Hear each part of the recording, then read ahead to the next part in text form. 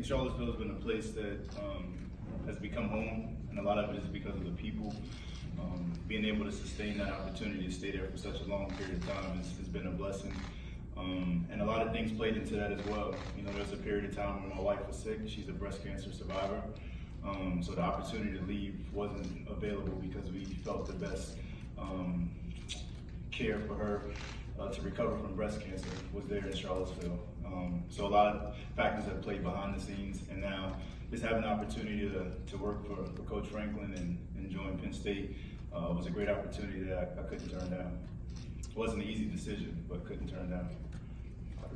Audrey Snyder, The Athletic. Nice to meet you. Nice to meet you as well. Marcus, I just wanted to go back. James was telling us, of course, obviously, you and Anthony Poindexter have a very long history. Can you just kind of explain to us, describe to us what that relationship is like, and how impactful and how helpful has Anthony been since you've been getting here and getting acclimated?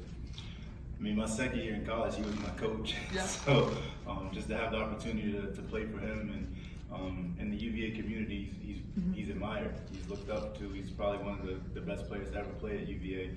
And so just the respect that he has and the respect that and he garners every day is one of the reasons why my son's name is Christopher Dex. That's a big part of who he is to me and my family. So the opportunity to reunite with him here is a big part of that. John. I'm Marcus. John Sauber, Center Daily Times. Nice to meet you. How much have you gone to evaluate the current wide receiver room, and how do you feel about the situation that you're currently walking into? Just on the surface level right now, we had our first winter workouts today. So getting the opportunity to watch the guys run around in person, you know, as opposed to from film, was a good help. So I think I have a good foundation of where the guys are, and you know, just building from there. But just having the opportunity to coach and be around them today for the first time was a good experience, and I'm looking forward to building with those guys. But I like the guys that we have in the room. Dan. Marcus, Daniel Gown, Minds 24/7. Nice to meet you. Nice to meet you. Obviously, you spent such a long time in Charlottesville, Virginia. What do you think is going to change in coming to State College, recruiting for Penn State? And, you know, what's this transition, do you feel like? How do you feel like this transition is going to be for you? I missed the second part. Could you repeat the second? How do you feel like this transition, you know, from being in Charlottesville for so long to being here, what do you think that transition is going to be like? I think it's going to be different. You know, obviously my family won't join me until the summer, so that's, you know, going into spring ball without having your family here for the first time, that's definitely part of the transition.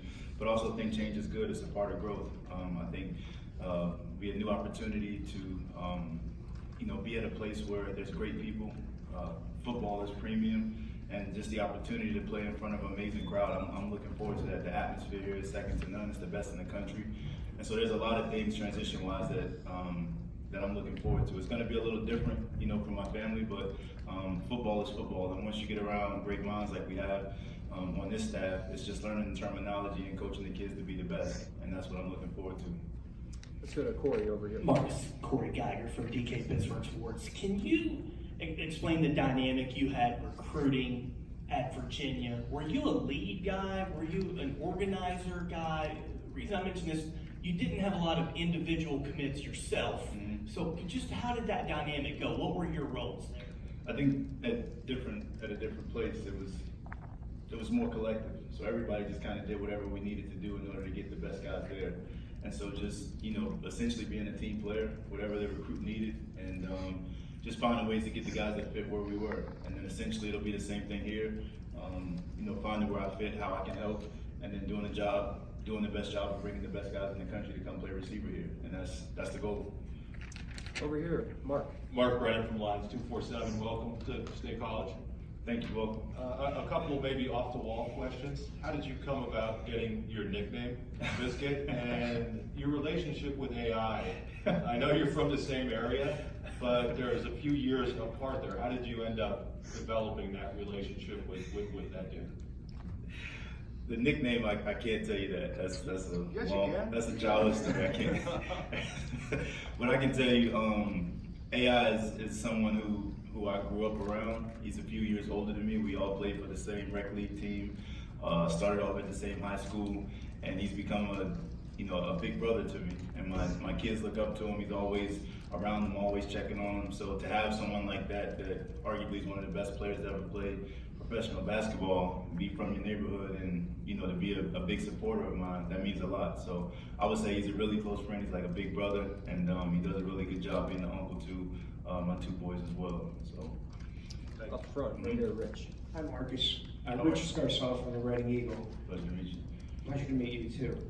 Marcus, you went through a lot in December, obviously, with the tragedy, and I was just wondering how are you able to move on from that, and are you looking at this as sort of a fresh start because of that tragedy? I think that would be insensitive to say a fresh start, because there are three families that won't ever get that opportunity to have a fresh start. There's a part of them that won't ever come back. And so I don't know if you necessarily move on. Those three guys will always be a part of my life. I have them tattooed on my arm, so I'll never forget them. And then their families will always be a part of my family. So there's three families that I love very deeply, and I don't know if move on is the right word, because I'll never move on without them. So I think that the place has changed. I'm in a different place, but those families and those Lavelle, Deshaun, and Devin will always be a part of me. They'll always be a part of my heart, my life, and my family. So I don't know if fresh start is a fair thing to say. I think that would be a little insensitive, and just always know they'll be a part of me. It's obvious though, and if I can follow up, how important relationships are to you, because I understand your relationships with your wide receivers there. Is that a part of your coaching makeup, establishing those relationships with the guys you coach? I believe so, because I feel like if not, you're just like a supervisor. If there's no relationships, you're just overseeing a bunch of guys and telling them what to do. I think the relationship piece is what makes it different. That's very important to me. If not, then why are we doing it? So to know each and every player that I have the opportunity to coach, but who they are as a person, like what does their family mean to them, what are their goals, what do they aspire to be. So relationship is something that's very big to me. I would say as a coach, I'm very relationship driven, and then I'm very demanding. And the only way I can be demanding is if I know exactly who I'm coaching and what they aspire to be, and I can help them become that. It's got to be a two-way street, not a one-way street. Let's go right here to John. Marcus, Johnny McGonigal at Penn Live. Nice to meet you. Nice to meet you. Following up on Rich's second question there. So you're building those relationships, and now you're getting into winter workouts and spring ball's coming up. I mean, how excited, one, are you to start building those relationships, and how do you go about that when you enter a new room? You've known your Virginia guys for so long being down there. How do you approach that? How do you approach starting to build relationships with these guys? I think when you first step in the room, you set the expectations, just so everyone knows exactly what we're expecting to get accomplished in this room and what we're going to be held accountable to. As you move past that, each day is an opportunity to grow and learn the guys that you're going to coach. And so spending time away from the facility is important. Spending time after hours is important. Just knowing that these guys are going to be the key part to us accomplishing our goals for this year. And the only way, like I said, I can get those guys to become their best is if I know exactly who they are. And so spending time outside of football is important. As we encourage them to become the best football players, we want them to be great in the community. We want them to graduate and get a degree. And everyone that comes in that room as a receiver, we want them to be a first-round draft pick. So all those things go hand in hand. And getting to know them and who they are and spending time with them is very important. That way you know exactly who you're coaching, who you're developing a relationship with. And it becomes more than just football. It becomes something that's going to last a lifetime. Football is going to be a small window of what we do, but hopefully the relationships are impactful enough where I get to go to weddings, I get to see kids be born, see families grow, and young men find the opportunity to provide a living for a family, and that's why you do it. And I think that's what the focal point for me is really getting to know my guys so I can really help them become the best in all aspects of their life and not just football. Go ahead, Al. Hey Marcus, Elton Hayes, CNHI, Pennsylvania. How are you? Nice to meet you. I'm doing well. Thank you for asking. Kind of going back to relationships. You and Coach Poindexter kind of have a lot of similarities. Obviously started in Charlottesville, followed the GA path, and now you're up here together.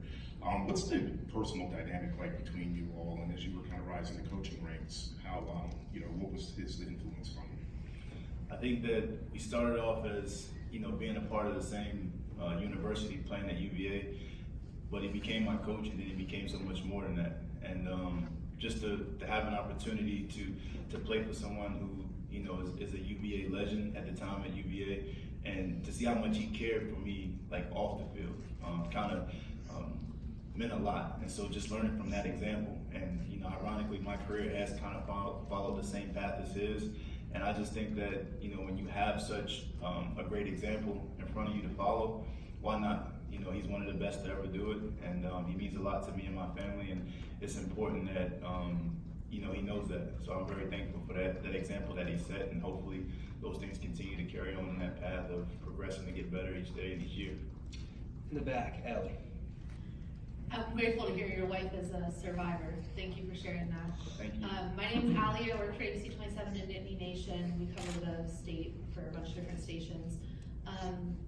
When you're coming into a new role and you have to attack not only the recruiting side of the business, but also the transfer portal, like, where do you fall on that? Do you lean one way more towards the other? Some guys hate the portal, some guys love it. Kind of what's your philosophy there? I think it's based on necessity. I think the most important part is always our locker room, making sure our guys know that they're the priority, and we do everything to give them the best opportunity to succeed and grow and help us win. And with the portal, it just depends on necessity. If there's a roster spot that we need, then we have to look in that area because it helps our team become better, and that's what we're essentially doing, trying to put the best roster together so we have an opportunity to compete for national championships. I think that it doesn't mean we live in the portal, it just means that we recognize that when opportunities present themselves, we just have to acknowledge it and see if it fits, and if it does, we'll make the addition. If not, then we'll stick with what we have. But I think the portal is kind of based out of necessity would be my advice. How does a player stand out to you that's already in the room? Like maybe a guy we didn't see last season. How does he stand out?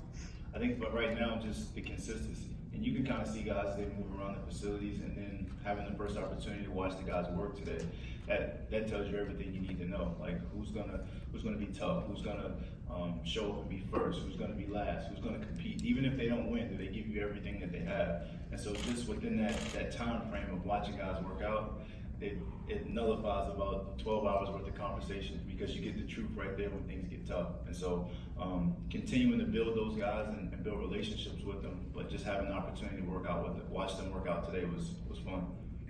The middle. Abby Schnabel, Pittsburgh Post-Gazette. Nice to meet you. Nice to meet you as well. Coach, who has really stood out to you? I know you talked about initial impressions and you just talked about seeing them, and I know it's early, but has there been an individual or two or three that have really stood out to you as you guys be getting started? I think it's been, it's kind of been a mix of guys, because we really haven't been in front of them consistently. When I first got here, I went straight on the road, and then we really haven't had workouts until today. So just having the opportunity today kind of gave me an opportunity to see guys work out, and some guys are a little bit ahead of others as far as conditioning and where they are. We got to get everybody caught up to speed, and then we just got to find a way to continue to win reps and one-on-one, continue to win. That's got to be a big part of who we are as a group. And as Coach mentioned, like, this group has to take another step for us to accomplish the goals that we want to, as far as competing for national championships. And that's the task at hand, and that's what we're going to focus on each day. We got time for a few more. We'll go to Audrey. Marques Hagans Snyder again. Coaching changes often happen really quickly. Sometimes they can get drug out, though. Do you remember at what point you and James first kind of made contact? Have you guys known each other from over the years? And how did that process kind of unfold? Did it happen quickly? I mean, I'd be lying if I said it did. Like, when you're in the midst of it, it seems like it takes forever. Yeah. Coach Franklin is someone I've known over the years, had a lot of respect for from afar. And, once he reached out to Coach Elliott, I honestly can't tell you how fast or how it just seemed like it took like a long time. And so when you're in the midst of it, there's a lot of moving parts of what could be or what ultimately becomes. But more than anything, I'm just grateful to be here, and grateful that Coach has the ability to believe in me, and I'm grateful to be here. Go ahead, Zach. Hey Marcus, it's great to meet you. Nice to meet you as well. I'm Zach Allen, I write for the Daily Collegian. You talked about eventually going to weddings and watching kids being born down the line. What are some of the early stepping stones that you have to do, or maybe have already started to do, to kind of get to that point? I think the first thing is you got to be vulnerable. Like, you got to be willing to give those guys your truths, like who you are, where you come from, and not just speak from the vantage point of having done it all correctly. Like, be open to the mistakes that I've made, and then just really not so much talking, like listening. Like, I need to listen to those guys. I need to hear who they are. A lot of times you can kind of stunt the progress of developing relationships based upon talking too much. So a lot of times just listening to those guys, giving them a voice to tell me who they are, and then as we continue to grow, see if that aligns with how they work, how they go to class, who they are, in practice, and who they are in the game, and just helping them grow constantly. I think those are the initial steps. But I would say listening more than talking, and then talking and giving the truth when they ask questions that relate to me in particular. Time for two more. Joe? Hi Marcus, Joe Smeltzer, Nittany Sports Now. Pleasure to meet you. Nice to meet you too. So what have your impressions been of Malik McClain, both from what you've seen on film and in the time you've gotten to know him personally? I mean, one thing you notice about Malik is he loves to smile. He's always in a good mood. He brings a really good personality to the group, and I think he's eager to learn and want to show improvement work. So I think he's a great addition to the group. He's kind of come in and just kind of ask, like, how can I get to work? What can I do? What can I learn? And to see him work today was a really cool thing. So I'm really excited for him, and if he can continue to be that consistently, I think will make our group a lot better and give us an opportunity to have more depth and more talent and more toughness in our room. So I'm excited for that. Last question, Neil. Hey Marcus, Neil Riddell from the Altoona Mirror. Welcome. You too. Just curious how much NIL dominates recruiting. Do you have to have immediate answers? What are the families asking about NIL, and how do you guys handle that? I think it's a player-to-player basis. Everybody doesn't want an NIL deal, and some of the NIL deals that may be too outlandish might not fit or align the values and core beliefs in our program. So just making sure that NIL is a real thing and we understand that and we acknowledge it, but making sure that guys fit within our program so it doesn't become something that eats us from the inside out. But it's a very live and well thing. I think you just have to adhere to it on a case-to-case or player-to-player basis, and just making sure it's not something that's going to eat our program from the inside out. All right, thank you very much, Marcus. And then we're going to have the freshmen available upstairs starting at 1:30. There's rosters of the entire class, so you know their jersey number. They'll be wearing their jersey, so you can grab a roster. Just enter through the locker room doors here and head on up. Thanks. Thank you guys.